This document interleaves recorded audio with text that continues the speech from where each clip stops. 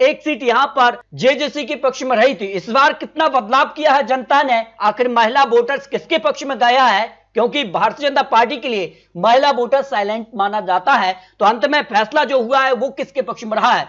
2018 के मुकाबले इस बार मतदान कम हुआ है, तो किसके पक्ष में रहा है आंकड़ा, क्या कुछ आंकड़ा है इस पर, कुछ महत्वपूर्ण आंकड़े अगर बात की जाए 2018 के लिए, तो कई सीटों पर जो है मतदान यहां पर कम हुआ है 2023 के मुकाबले। आखिर जो कम मतदान हुआ है इसका कितना फायदा किसको मिलेगा, इस पर कुछ महत्वपूर्ण आंकड़े आपको दिखाते हैं। तो शुरुआत करते हैं यहां पर पहले चरण के दंगल में। राजनांदगांव यहां विधानसभा सीट से यहां पर पूर्व मुख्यमंत्री डॉक्टर रमन सिंह 2003 से 2018 तक मुख्यमंत्री रहे और अब कांग्रेस की सरकार है। तो क्या 2023 में बदलाव भारतीय जनता पार्टी करेगी, क्योंकि जनता तो तय कर रही है कि यहां पर जो है बदलाव चाहेगी, यहां पर परिवर्तन चाहती है। मध्य प्रदेश को लेकर भी इस तरह की तर्क है, जबकि राजस्थान हो या फिर छत्तीसगढ़, जबकि गिरिराज यहां पर देवागन जो है कांग्रेस उम्मीदवार हैं। लेकिन आंकड़ों के हिसाब से यहां पर भारतीय जनता पार्टी का पलड़ा भारी हो सकता है। इस सीट पर करीब 84% मतदान यहां पर जनता ने किया है, जबकि अगर बात की जाए कोटा सीट से करीब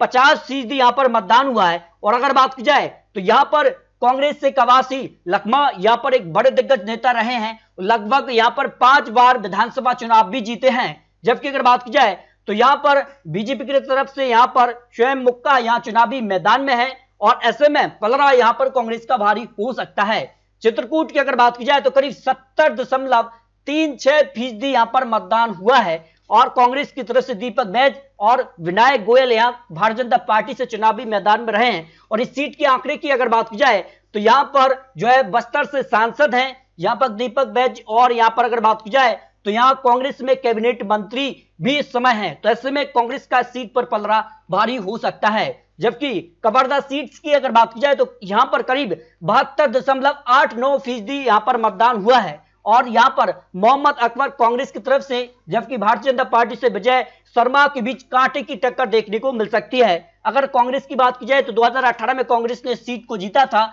और वर्तमान में मोहम्मद अकबर यहां पर जो है कैबिनेट मंत्री भी हैं। जबकि अगर बात की जाए खैरागढ़ सीट पर भी कांटे की टक्कर दिखाई दे रही है, यहां पर विक्रांत सिंह भारतीय जनता पार्टी से, और अगर बात की जाए तो यशोदा वर्मा यहां पर कांग्रेस उम्मीदवार चुनावी मैदान में है। अगर बात की जाए तो वर्तमान में जिला पंचायत उपाध्यक्ष हैं विक्रांत सिंह जो भारतीय जनता पार्टी से हैं और एक बड़े दिग्गज नेता माने जाते हैं। तो यहां पर भारतीय जनता पार्टी का पलड़ा भारी हो सकता है। जबकि पंडारिया विधानसभा सीट की बात की जाए तो यहां पर 71.6% मतदान हुआ है और भारतीय जनता पार्टी ने यहां पर भावना बोहरा को चुनावी मैदान में उतारा है। और अगर बात की जाए तो जिला पंचायत सभापति और महिला मोर्चा संगठन की यहां पर मंत्री भी हैं। तो ऐसे में इनका पलड़ा भारी है। जबकि कांग्रेस ने यहां पर नीलकंठ चंद्रवंशी को चुनावी मैदान में है, फिलहाल कांटे की टक्कर, लेकिन भारतीय जनता पार्टी का यहां पर पलड़ा भारी हो सकता है।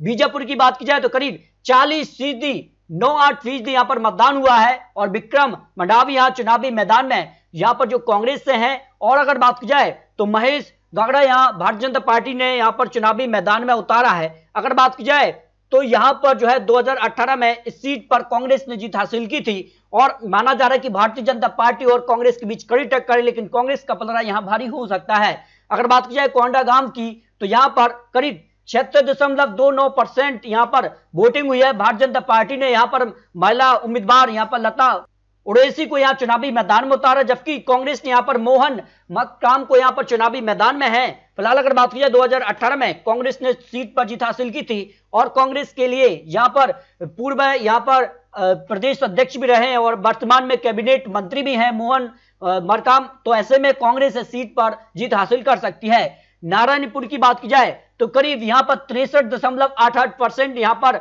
जो है मतदान हुआ है। और सीट के आंकड़ों की अगर बात की जाए तो यहां पर जिस कार से भारतीय जनता पार्टी से एमएलए यहां पर 2018 में हार गए थे, लेकिन भारतीय जनता पार्टी ने एक बार फिर से इन्हीं को यहां पर चुनावी मैदान में उतारा है। लेकिन यहां पर चंदन कश्यप यहां 2018 में जीते थे, तो कांटे की टक्कर इस बार इस सीट पर देखने को मिल सकती है, जो अनुमान दिखाई दे रहा है। जबकि डोंगरगांव की अगर बात की जाए तो करीब यहां पर 76.80% यहां पर मतदान हुआ है, एक बंपर वोटिंग हुई है और यहां पर कांग्रेस ने यहां पर दलेश्वर यहां पर साहू को चुनावी मैदान में उतारा। जब भरतलाल वर्मा को भारतीय जनता पार्टी ने चुनावी मैदान में उतारा है, तो कांटे की टक्कर यहां पर देखने को मिली है, जिस कार का आंकड़ा सामने आ रहा है।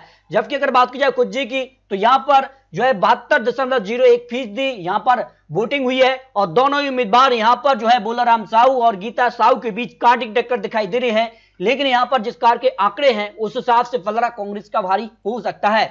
डोंगरगढ़ की अगर बात की जाए तो डोंगरगढ़ में 77.40% वोटिंग हुई है और यहां पर भारतीय जनता पार्टी ने विनोद यहां पर खांडेकर को चुनावी मैदान में उतारा है। जबकि हर्षिता स्वामी यहां पर बघेल को यहां पर कांग्रेस ने अपना उम्मीदवार बनाया, तो ऐसे में इस सीट पर भी कांटे की टक्कर देखने को मिल सकती है। दंतेवाड़ा की अगर बात की जाए तो यहां पर जो है 62.55% यहां पर मतदान हुआ है और चेतराम यहां पर अटामी और यहां पर कांग्रेस से चविंद कर्मा के बीच कांटे की टक्कर देखने को मिल सकती है। लेकिन कांग्रेस का सीट पर पलड़ा भारी हो सकता है, क्योंकि उपचुनाव में भी यहां पर कांग्रेस ने खेला किया था। जबकि पहले फेज के लिए भानु प्रतापपुर भी कांटे की सीट मानी जा रही है और यहां पर सावित्री मांडवी और यहां पर गौतम उड़ाई के यहां चुनावी मैदान में है और इस सीट पर भी बिल्कुल कांटे की टक्कर देखने को मिल सकती है।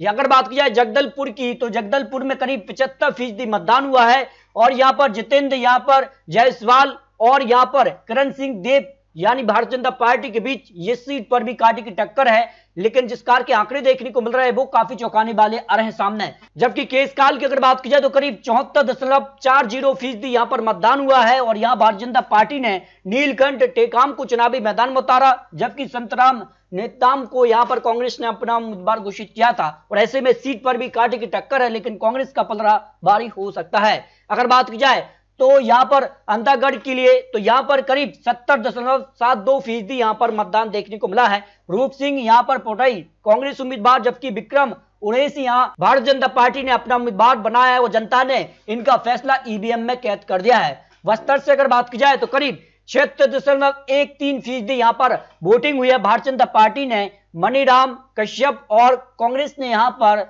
लखलेश्वर बघेल को यहां पर जो है चुनावी मैदान में उतारा है। वही काकड़ की अगर बात की जाए तो यहां पर भी 76.13% मतदान हुआ है। आसाराम नेताम को यहां पर जो है भारतीय जनता पार्टी ने, जबकि शंकर यहां पर दुर्बा को यहां पर कांग्रेस ने अपना उम्मीदवार घोषित किया है, जो वोटिंग परसेंटेज 5 बजे के आंकड़ों के हिसाब से सामने आ रही है। जबकि मोहला मानपुर की अगर बात की जाए तो यहां पर भी करीब 76% मतदान देखने को मिला है। भारतीय जनता पार्टी ने संजीव यहां पर शाह और यहां पर इंदर शाह को यहां पर जो है कांग्रेस ने अपना उम्मीदवार घोषित किया है और ऐसे में सीट पर भी कांटे की टक्कर देखने को मिल सकती है। इस तरह से आपको कुछ महत्वपूर्ण आंकड़े, आखिर किस यहां पर सीट पर कितना मतदान है और किस कार का आंकड़ा किसके पक्ष में जा सकता है 2018 की तर्ज के आधार पर। लेकिन जो ओपिनियन पोल यहां पर सामने आ रहे हैं छत्तीसगढ़ को लेकर, उस पर देखिए पेश मीडिया न्यूज 24 का ओपिनियन पोल कांग्रेस को 55 से 60 सीटें दिखा रहा है, जबकि भारतीय जनता पार्टी 30 से 35 सीट और अन्य के पक्ष में 1 से 3 सीटों का अनुमान